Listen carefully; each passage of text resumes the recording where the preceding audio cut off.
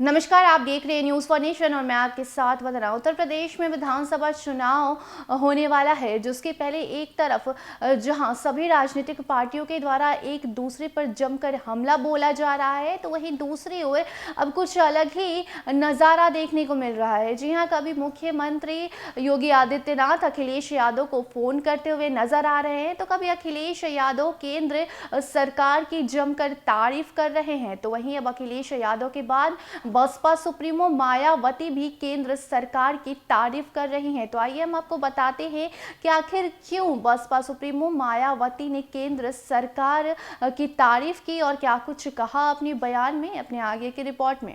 उत्तर प्रदेश में होने वाले विधानसभा चुनाव के लिए बसपा सुप्रीमो मायावती भी अब चुनावी मोड में आ गई हैं। उत्तर प्रदेश में बसपा के सभी 75 जिलों के जिलाध्यक्षों संग अहम बैठक से पहले मायावती ने प्रधानमंत्री नरेंद्र मोदी के उस फैसले का समर्थन किया है जिसमें मतदाता पहचान पत्र को आधार कार्ड से जोड़ने की बात कही गई है।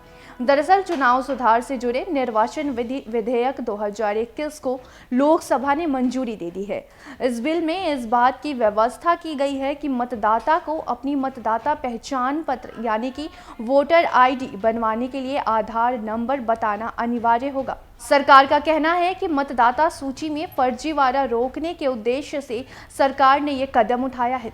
हालांकि विपक्षी दलों ने इसका संसद में जमकर विरोध किया, मगर यहां लखनऊ में प्रेस कॉन्फ्रेंस कर रही बसपा सुप्रीमो मायावती ने अपना स्टैंड साफ कर दिया और कहा है कि वो मतदाता पहचान पत्र को आधार कार्ड से जोड़ने वाले बिल का समर्थन करती हैं।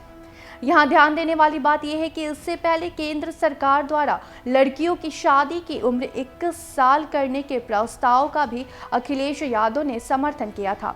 यानी केंद्र सरकार हाल ही के दिनों में 2 बिल लेकर आई है, एक शादी की उम्र 21 साल करने के संबंधित और एक मतदाता पहचान पत्र को आधार से जोड़ने वाला।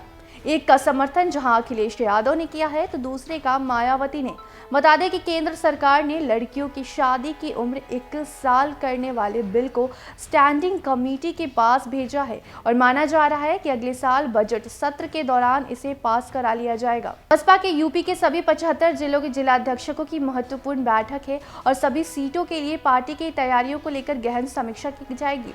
21 अक्टूबर से शुरू हुई सभी विधानसभा सीटों के पदाधिकारियों की तैयारियों के संबंध में रिपोर्ट भी ली जाएगी। सभी सीटों पर रिपोर्ट के आधार पर कमियों को दुरुस्त किया जाएगा। वहीं विधानसभा की सभी सीटों पर विस्तार से रिपोर्ट ली जाएगी। जी हां, मायावती ने कहा है कि प्रत्याशियों को किन बातों का ध्यान रखना है उसके दिशा निर्देश दिए जाएंगे। उन्होंने ये भी कहा है कि विरोधी पार्टियां साथ दाम दंड भेद करके अपने पक्ष में हवा बना रहे हैं। बीजेपी, सपा और दूसरी विरोधी पार्टियां अपनी अपनी कमियों पर पर्दा डाल रहे हैं। चुनाव को हिंदू मुसलमान का रंग दिया जा रहा है। उन्होंने ये भी कहा है कि सरकार की खराब नीतियों को जन जन तक बताया जाएगा। 2007 की तरह सर्वजन हिताय सर्वजन सुखाय की और सरकार बनाना है। बसपा की सरकारों में अन्याय, अपराध, भ्रष्टाचार मुक्त और विकास युक्त सरकार रही है। मैं प्रदेश की जनता से पूछना चाहती हूं कि आज़ादी की बाद से कांग्रेस, भाजपा, सपा और बसपा के शासन काल सबने देखा है। जनता खुद बताए कि किसका शासन काल सबसे बेहतर रहा है।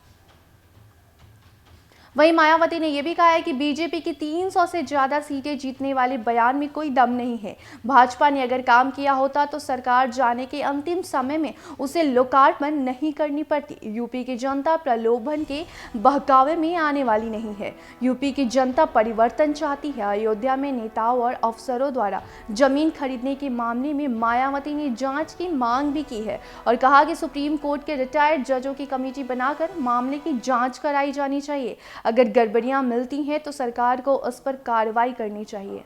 तो एक तरफ जहां मायावती ने बीजेपी के द्वारा लोकार्पण किया जा रहा है, नई नई योजनाओं की शुरुआत की जा रही है, उस पर भी तंज कसा है और साथ ही केंद्र सरकार के नए फैसले का समर्थन भी किया है। जी हां, एक तरफ जहां अखिलेश यादव ने केंद्र सरकार ने जो नया फैसला लाया है 21 साल में जो लड़कियों की शादी वाला फैसले पे अखिलेश यादव ने अपना समर्थन जताया, तो वहीं दूसरी ओर अब बसपा सुप्रीमो मायावती ने भी केंद्र सरकार के वोटर आईडी को आधार कार्ड से लिंक करवाने वाले फैसले का समर्थन करते हुए जमकर तारीफ भी की है। तो फिलहाल के लिए इतना ही। देखते रहे न्यूज़ फॉर नेशन। धन्यवाद।